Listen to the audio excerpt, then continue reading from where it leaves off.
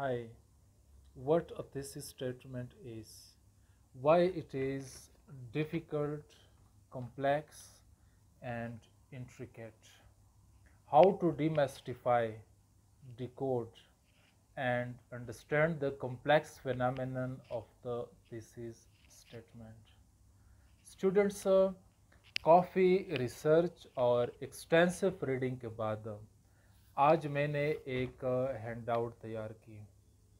It's all about the complex concepts of the thesis statement. Students, academically speaking, मैंने 10 academic principles यहाँ पे thesis statement के हवाले से लिस्ट किए. One by one, I'm going to explain in a systematic and holistic manner. To begin with, principle number one.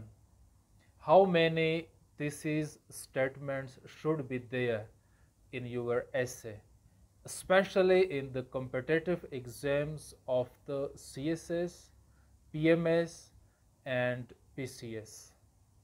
The answer is pretty much simple. There should be 3 thesis statements in your essay. Students, एक essay के अंदर आपने 3 thesis statements लिखने हैं. एक formal outline में, एक introduction में और एक कंक्लूजन में. Principle number 2, placement of the thesis statements. Students, formal outline में एसे के टाइटल, एसे के टॉपिक के नीचे आप हेडिंग दे दे thesis स्टेटमेंट, या आप हेडिंग दे दे आउटलाइन, दोनों को कोलन के साथ आप एंड करेंगे. फौरन नीचे आप लोग thesis स्टेटमेंट लिखेंगे in the form of a single statement. Introduction के अंदर स्टूडेंट्स आप मिडल और एंड पोजीशन, दोनों पोजीशन पे आप लोग लिख सकते हैं. Middle is preferred but the end position is preferred the most. लेकिन स्टूडेंट्स यहाँ पे आप लोग अपने आप को कंफ्यूज ना करें, मिडल पोजीशन भी ठीक है और एंड पोजीशन भी ठीक है. Principle number 3, length. Students, it should be a single statement. यहाँ पे स्ट्रक्चरली अगर हम सेंटेंसेस को डिफाइन करें तो एक है हमारा सिंपल सेंटेंस, एक है हमारा कम्प्लेक्स सेंटेंस, एक है हमारा कंपाउंड सेंटेंस और एक है हमारा कंपाउंड कम्प्लेक्स सेंटेंस.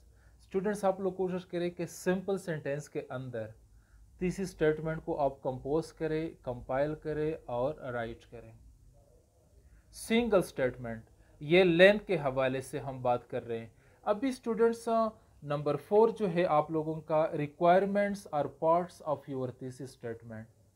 3 पार्ट्स है thesis स्टेटमेंट के. एक है आप लोगों का टॉपिक, दूसरा है आप लोगों का स्टांस और पोजीशन और थर्ड है आर्ग्यूमेंट्स.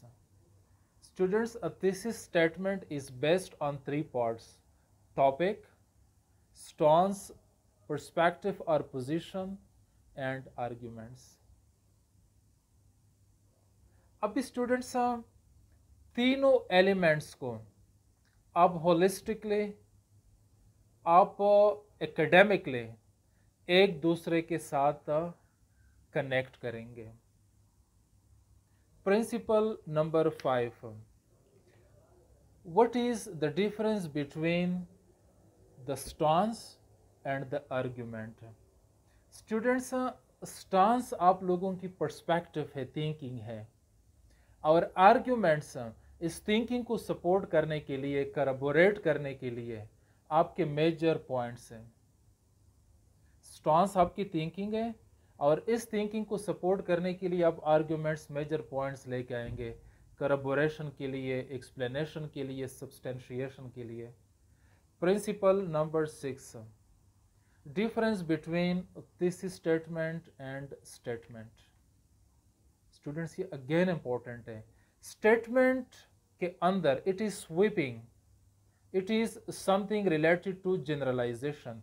स्टेटमेंट में आपका सिर्फ टॉपिक है और स्टांस है, और तीसरी स्टेटमेंट में आपका टॉपिक, आपका स्टांस और आपके arguments. Number 7, types of thesis statement. Types of thesis statement. Students यहाँ पे हम फॉर्म्स ऑफ डिस्कोर्सेस की तरफ आएंगे। Number 1 argumentative, number 2 expository, number 3 analytical, number 4 narrative, number 5 descriptive. अभी स्टूडेंट्स डिटेल के साथ मैं इस पे बात नहीं कर सकता, but again to make it simple, to make it understandable, 3 elements आप लोगों ने याद करने हैं।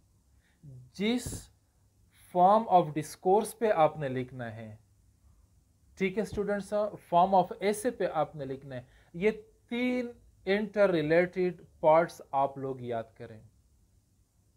अब स्टूडेंट्स हम आएंगे principle number 8, why it is important. Students, it is important because it carries the central idea, the cruxes, or it provides the essay with the direction. इसलिए स्टूडेंट्स ये बहुत इंपॉर्टेंट है, बहुत ज़्यादा इंपॉर्टेंट है। दिस स्टेटमेंट के अलावा your essay is incomplete. Principle number 9, are we supposed to write all the 3 thesis statements in a single essay? यहाँ पे थोड़ा सा academically we have an academic license writing के हवाले से। स्टूडेंट्स, अगर आप फॉर्मल आउटलाइन में तीसरी स्टेटमेंट न लिखें, it is not punishable. If you right it's good, if you do not right it is not punishable. लेकिन इंट्रोडक्टरी पैराग्राफ में, इंट्रोडक्शन में आप ज़रूर लिखेंगे। कंक्लूजन में अगर आप न लिखे, क्योंकि अगर आप सॉल्यूशंस देंगे एक कंक्लूजन को, ऐसे को कंक्लूड करने के लिए देयर आर अप्रोचेस, तो एक रिकमेंडेड अप्रोच ये भी है कि एट द एंड जब आप सॉल्यूशंस देंगे तो बेशक आप कंक्लूजन में तीसरी स्टेटमेंट न लिखे। लेकिन फिर भी मैं आपको बताता हूँ स्टूडेंट्स, कोशिश करें कि इंट्रोडक्शन में वो तो आपने लिखना है, कंपल्सरी है, कंक्लूजन में आप लिख ले, और कोशिश करें कि फॉर्मल आउटलाइन में भी आप लिख लें। अभी यहाँ पे एक क्वेश्चन है कि ये दिस इज नॉट रिपीटेटिव, ये तो फिर रिपीट करेंगे? No, we will bring fundamental changes, fundamental transformation, structure के हवाले से, सेंटेंस के हवाले से, वोकेबुलरी आइटम्स के हवाले से, सिलेक्शन ऑफ वर्ड्स के हवाले से। अच्छा students, number 10 strategies, principle number 10 strategies. मैं आपको एक बहुत सक्सेसफुल फिजिबल अप्रोच में आपको बताता हूँ, मेथड। स्टूडेंट्स, आप लोग एक काम करें, 2020 तक, 2000 से लेके 2020 तक आप लोग जितने भी इम्पोर्टेंट टॉपिक्स हैं, इनके स्टूडेंट्स आप लोग थीसिस स्टेटमेंट्स लिखना शुरू करें रजिस्टर पे। Time and again repeat, you have to write, you have to pen them down, this is the only way out. अभी स्टूडेंट्स, क्लास के बिल्कुल फाइनल पार्ट में हम अभी 2 टाइप्स के थीसिस स्टेटमेंट्स को कंपेयर और कंट्रास्ट करेंगे। स्टूडेंट्स, एक है हमारा बैड थीसिस स्टेटमेंट और एक है हमारा बेटर या द बेस्ट थीसिस स्टेटमेंट। लेकिन यहाँ पे अगर हम गुड बोल दे फिर भी ठीक है, बैड एंड गुड या बैड एंड बेटर। यहाँ पे स्टूडेंट्स वो जो स्टेटमेंट वाला था और थीसिस स्टेटमेंट वाला, इसमें हम डिफरेंशिएट करेंगे। इसने बैड थीसिस स्टेटमेंट स्टूडेंट्स यहाँ पे दिया है कि early child marriages are dangerous. देख ले, it is a sweeping generalisation, it is a sweeping statement. अभी बेटर थीसिस स्टेटमेंट आप लोग देख लें, early child marriages should be banned because they deprive of fundamental rights, result in multiple diseases and lead to domestic violence। Students, इसके अंदर यहाँ पे देख ले, अर्ली चाइल्ड मैरिजेस आपका टॉपिक भी आ गया, शुड बी बैंड आपका स्टांस या आपका पोजीशन भी आ गया, because they deprive of fundamental rights argument number 1, result in multiple diseases argument number 2, and lead to domestic violence argument number 3 या argument number 3। आपका टॉपिक भी आया, स्टांस भी और 3 आर्ग्यूमेंट्स भी। And students, this is your academically speaking, this is your sound, rational, cogent, persuasive, this is statement. अभी एक दूसरा मैं आप लोगों के साथ शेयर करूंगा। Pakistan's foreign policy has failed. Again, sweeping generalization. Better one देख लें। Pakistan's foreign policy has failed, yeah, has faced with existential challenges. Topic per stance. Because of hostile relations with immediate neighbors, argument number 1. Transactional and condition-based relations with the US, argument number 2. Ideological alliance with Muslim countries, argument number 3, and lack of continuity of political vision, argument number 4. यहाँ पे students एक important question हम address करेंगे। How many arguments we are suppose to write? 2, 3। 2 से कम ना करें, 3 से ज़्यादा ना करें, क्योंकि आप सिर्फ डायरेक्शन यहाँ पे दे रहे हैं। ठीक है, आप साइन पोस्ट करेंगे चीज़ों को कि your essay is going to talk about this और दैट।